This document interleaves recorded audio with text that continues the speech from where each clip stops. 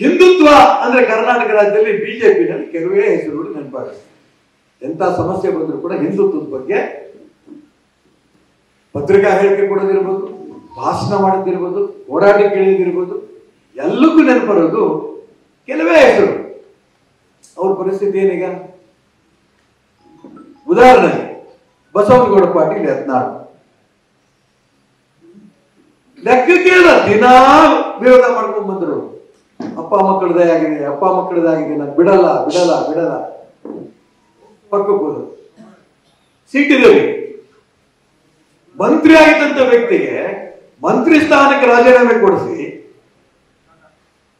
ದೇಶದ ಬಿಜೆಪಿ ಪ್ರಧಾನ ಕಾರ್ಯದರ್ಶಿ ಅಂತ ಘೋಷಣೆ ಮಾಡಿ ಮಹಾರಾಷ್ಟ್ರ, ಗೋವಾ ಮತ್ತು ತಮಿಳುನಾಡು 3 ರಾಜ್ಯಗಳಿಗೆ ಪ್ರಭಾರಿ ಮಾಡಿ ಇಡೀ ದೇಶವನ್ನು ಸುತ್ತಿಸಂತ ವ್ಯಕ್ತಿಗೆ ಶೋಭಾ ಇಲ್ಲ ಅಂತಂದಾಗ ಕನಿಷ್ಠ ಆಗಲಾದ್ರೂ ಕೂಡ ಸಿ.ಟಿ. ರವಿ ಹೆಸರು ಮಾನ್ಯ ಯಡಿಯೂರಪ್ಪ ನೆನಪಾಗಲಿಲ್ಲ. ಹಿಂದುತ್ವದ ವಿಚಾರ ಸಿದ್ಧಾಂತ ಕಣಕಣದಲ್ಲಿರಂತೆ ಸಿ.ಟಿ. ರವಿಗೆ ಬಹಳ ಟೀಕೆ ಮಾಡ್ತಿದ್ರು ಸಿದ್ದರಾಮಯ್ಯನವರು, ಡಿ.ಕೆ. ಶಿವಕುಮಾರ್ ಎಲ್ಲರೂ ಕೂಡ. ಏನ್ ಇವನ್ ಮೈಯಲ್ಲೇ ಹಿಂದೂ ರಕ್ತ ಇದೆ, ನಾವು ಹಿಂದೂಗಳಪ್ಪ ಈ ಮಾತಾಡ್ತಾ ಇದ್ದಾರೆ. ಲೆಕ್ಕಕ್ಕಿಲ್ಲ ರವಿ. ಪ್ರತಾಪ್ ಸಿಂಹ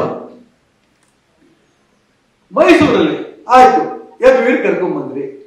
ಶೋಭಾ ಇಲ್ಲಿ ಬೇಡ ಅಂತಂದವ್ರನ್ನ ಕರ್ಕೊಂಡೋಗಿ ಬೆಂಗಳೂರು ಉತ್ತರಕ್ಕೆ ನಿಲ್ಲಿಸ್ಬೇಕಾದ್ರೆ ಪ್ರತಾಪ್ ಸಿಂಹ ಯಾಕೆ ಬೇಡ ಆದ್ರು ನಿಮಗೆ?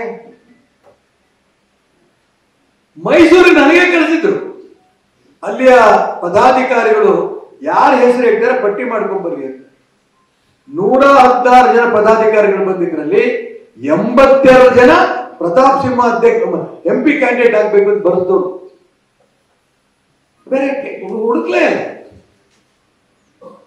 ಹಿಂದುತ್ವದ ಬಗ್ಗೆ ಹೋರಾಟ ಮಾಡ್ತಿರಂತ ವ್ಯಕ್ತಿಗಳ ಬಗ್ಗೆ ನೀವು ತಾತ್ಸಾರ ಮಾಡ್ಕೊಂಡು ಹೋದ್ರೆ ಈ ಪಾರ್ಟಿ ಉಳಿಯತ್ತ?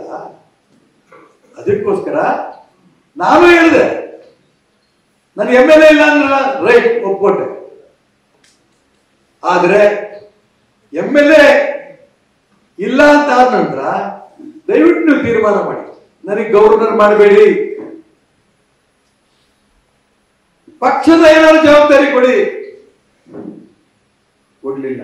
ಅವ್ರಿಗೆ ಲಿಂಗಾಯತೆಯ ಬಸವನಗೌಡ ಪಾಟೀಲ್ ಯತ್ನಾಳ್ ಬೇಡ, ಒಕ್ಕಲಿಗರಾಗಿರೋಂಥ ಸಿ.ಟಿ. ರವಿನೋ ಪ್ರತಾಪ್ ಸಿಂಹನೋ ಬೇಡ, ಹಿಂದುಳಿದ ನಾನು ಬೇಡ. ಏನ್ ಬೇಕು? ಅವ್ರ ಮಗನ್ನೇ ರಾಜ್ಯದ ಅಧ್ಯಕ್ಷನಾಗಿ 6 ತಿಂಗಳ ಹಠ ಹಿಡಿದು ಮಾಡಿಸ್ಕೊಂಡ್ರಲ್ಲ, ಇದನ್ನು ವಿರೋಧ ಮಾಡೋದಕ್ಕೋಸ್ಕರ ನಾನು ಈ ಚುನಾವಣೆ ಸ್ಪರ್ಧೆ ಮಾಡ್ತಿರೋದು.